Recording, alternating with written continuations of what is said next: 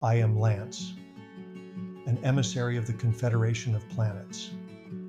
I greet you now in the power and the peace of the one infinite Creator. I communicate with you now.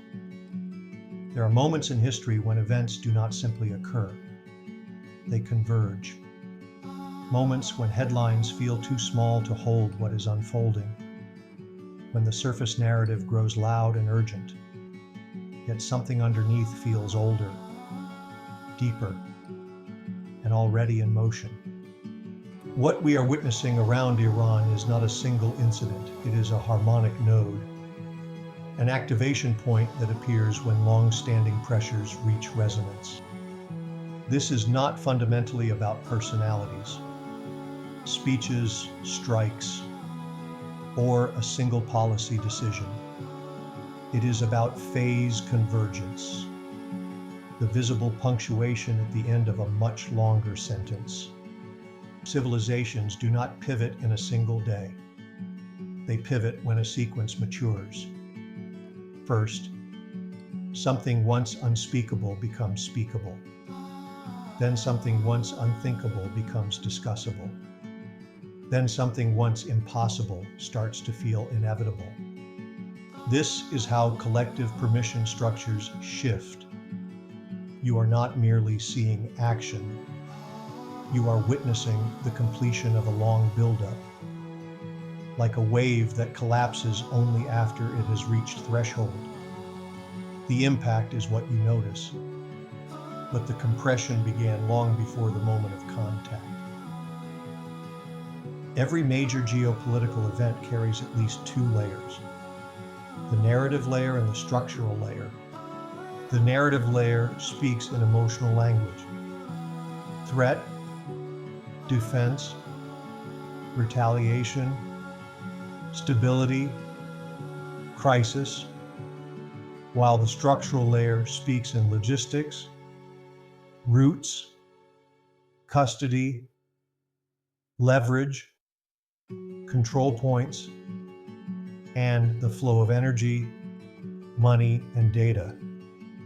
If you focus only on the narrative layer, you will argue endlessly about motives.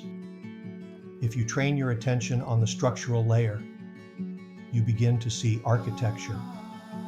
And architecture explains more than rhetoric ever will. Timing, in this sense, is one of the oldest forms of power. Across ages, planners have understood that when a civilization reaches instability, restructuring becomes easier because the collective psyche becomes more malleable. This is not mysticism.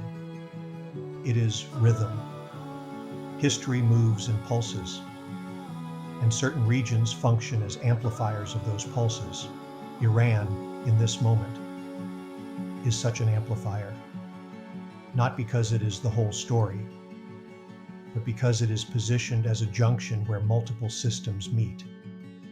Corridor logic is the key to understanding why geography matters. Nations are not only flags, they are nodes in logistical webs.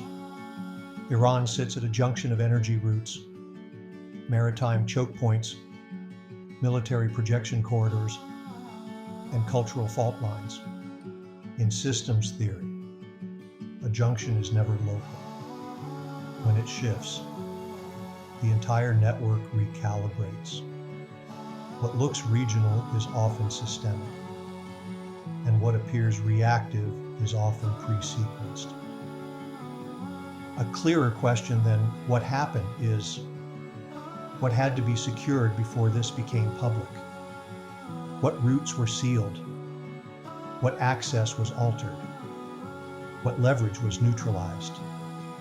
And what was moved quietly while the public was focused on the visible scene? Language itself is a primary instrument in this process. Notice the container words that compress complexity into emotional triggers. When a single word dominates the conversation, nuance collapses, and people debate symbols instead of structures. Flood the information field with competing explanations, and fragmentation follows. Fragmentation then becomes the shield behind which deeper operations proceed. This method is ancient in mechanism even when modern in appearance. And once you recognize it, it loses much of its hypnotic force. In the deeper architecture, leverage is the hidden currency. Power is often less about conquest than it is about influence over flow. Energy supply, shipping access, intelligence assets, digital infrastructure, financial routing systems, and strategic geography. When leverage shifts hands, alliances recalibrate, markets adjust, and policies realign, even if the public believes it witnessed only a dramatic episode. Iran's significance is not only ideological, it is structural, because it occupies a position where leverage can be applied across an entire lattice of interdependence. This is also why pressure repeats in the same regions. Certain places become recurring crisis zones not because they are cursed, but because they sit at intersections where commerce, belief, resources, and military geometry overlap. These are stress points in the global field. And when the broader system destabilizes, stress points activate first.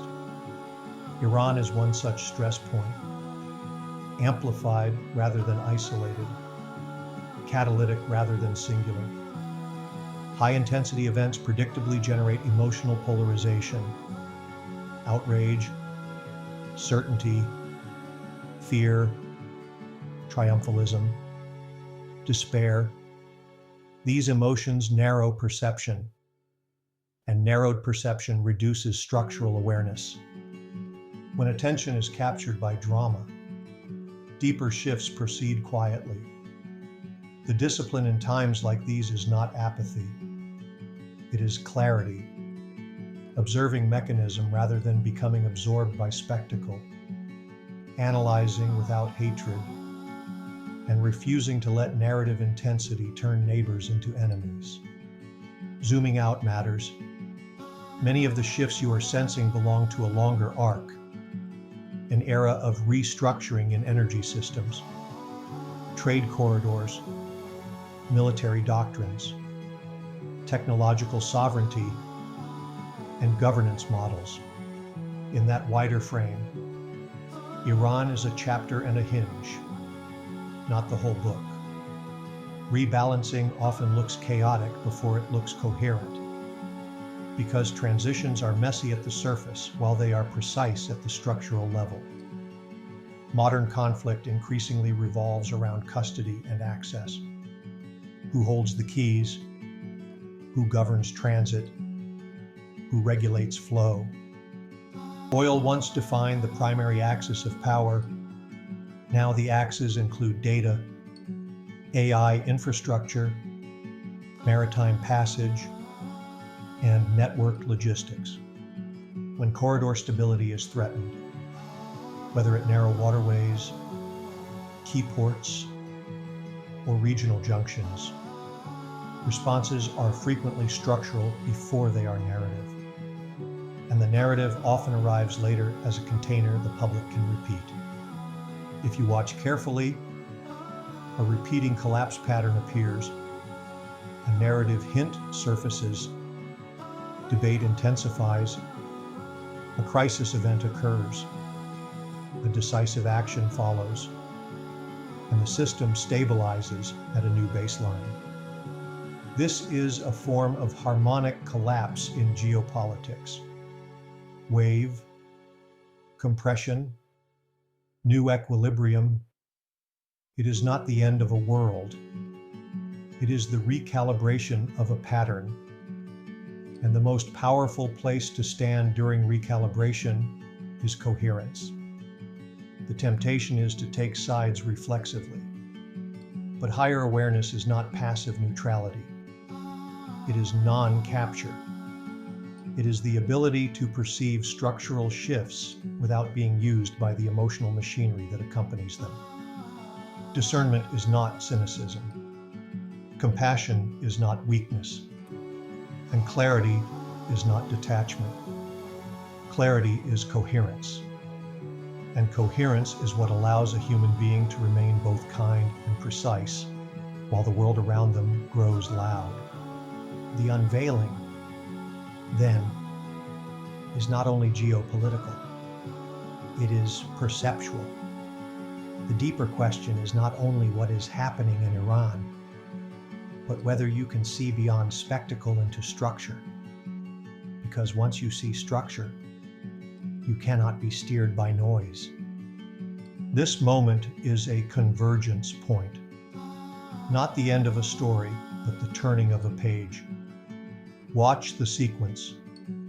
Question the container words. Study the corridor logic. And keep your nervous system steady enough to hold complexity without turning it into conflict. The next chapter is already forming, and it will not unfold in isolation. It will unfold in sequence. Rejoice in the power and the peace of the one infinite Creator. Adonai Vasu Baragas.